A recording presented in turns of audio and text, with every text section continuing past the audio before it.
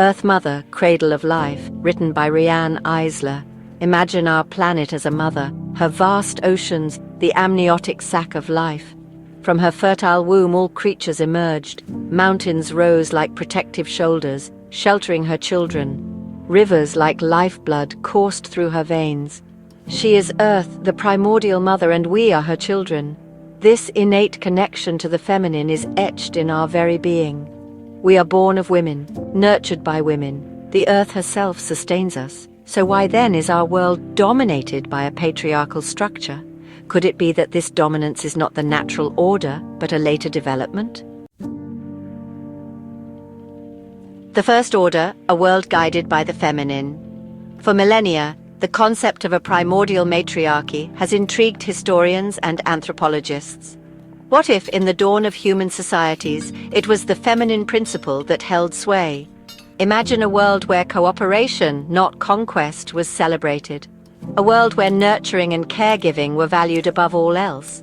This is not mere wishful thinking. Evidence suggests that early societies, reliant on agriculture and deeply connected to the cycles of nature, may have indeed organized themselves along matriarchal lines. These societies, far from being primitive, were sophisticated and balanced.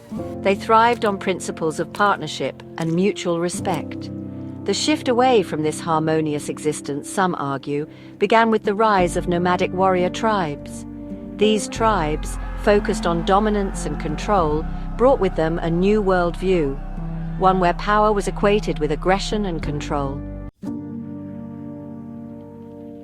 Goddesses and groves, reverence for the feminine divine.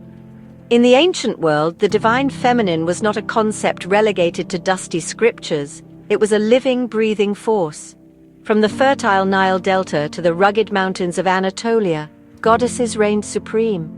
Isis, the Egyptian mother goddess, embodied creation and rebirth. Inanna, the Sumerian deity, ruled over love, war, and fertility. Their stories, etched in stone and passed down through generations, spoke of the profound power of the feminine principle. Nature itself was imbued with feminine energy. Sacred groves, often dedicated to goddesses, were places of worship and pilgrimage. Trees, with their life-giving fruits and sheltering branches, were revered as symbols of feminine strength and nurturing.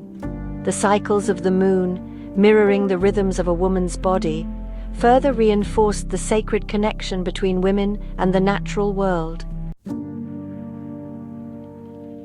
Ancient echoes, Çatalhöyük and the whispers of matriarchal pasts. Buried beneath the Anatolian plains lies Çatalhöyük, a Neolithic settlement that offers a tantalizing glimpse into our matriarchal past. This sprawling city, dating back to 7,500 BCE, was a testament to the ingenuity and artistry of its inhabitants.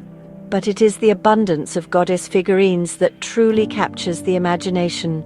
The seated woman of Çatalhöyük, a stunning terracotta figurine depicting a voluptuous woman flanked by leopards, is perhaps the most iconic of these finds.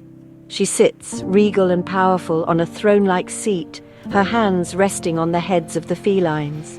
This image, replicated countless times throughout the settlement, speaks volumes about the reverence accorded to women in Çatalhöyük. Çatalhöyük is not alone. From the megalithic temples of Malta, dedicated to a mysterious mother goddess, to the intricate Venus figurines found across Europe, evidence of early goddess worship abounds. These artifacts whisper tales of a time when women were not just revered, but held positions of power and authority. Threads of lineage, matriarchal societies, across cultures. The legacy of matriarchy is not confined to the distant past. Across the globe, numerous cultures have preserved matriarchal or matrilineal traditions. The Minangkabau people of Indonesia, numbering over 4 million, are perhaps the largest surviving matriarchal society in the world. In their culture, lineage is traced through the female line, and property is passed down from mother to daughter. In Africa, the Ashanti people of Ghana have long recognized the importance of women in leadership roles. The Queen Mother, a powerful figure in Ashanti society, plays a crucial role in decision-making and governance. Similarly, The Igbo people of Nigeria have a long history of women holding positions of authority, both within the family and in the wider community. The Haudenosaunee Confederacy, a league of 6 Native American nations in North America, offers another compelling example. In their society, clan mothers hold significant political and spiritual power. They are responsible for nominating chiefs, overseeing land and resources, and ensuring the well-being of their people. Their wisdom and leadership are crucial to the balance and harmony of the Confederacy. The rise of the warrior, a shift in power and perception. The transition from matriarchy to patriarchy was not a sudden event, but a gradual process that unfolded over millennia. As nomadic tribes, often led by warrior chiefs, began to expand their territories, they brought with them a new set of values. Strength, dominance, and control became the defining characteristics of leadership. This shift in power dynamics was accompanied by a corresponding change in mythology and religious beliefs. Gods of war and thunder replaced the nurturing goddesses of old. The feminine principle, once celebrated for its life-giving and nurturing qualities, was gradually relegated to a subordinate role. The invention of the plough, while undoubtedly a technological advancement, also contributed to this shift. Agriculture, once the domain of women, became increasingly physically demanding, favoring male strength. This, coupled with the rise of warfare and territorial expansion, solidified the dominance of the patriarchal structure. Awakening the goddess within, reclaiming the sacred feminine. Today, as we grapple with the consequences of centuries of patriarchal rule, from environmental degradation to rampant social injustice, there is a growing movement to reclaim the sacred feminine. Women and men alike are rediscovering the wisdom and power of the feminine principle. This is not about reversing the roles or creating a matriarchal society in the image of the patriarchal one. It is about restoring balance. It is about recognizing and honoring the feminine qualities that reside within each of us: compassion, empathy, creativity, and a deep connection to the natural world. The journey begins within.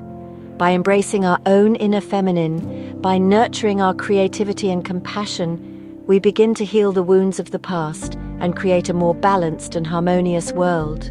The goddess is awakening, not in some distant temple, but in the hearts and minds of every individual who dares to embrace the feminine divine.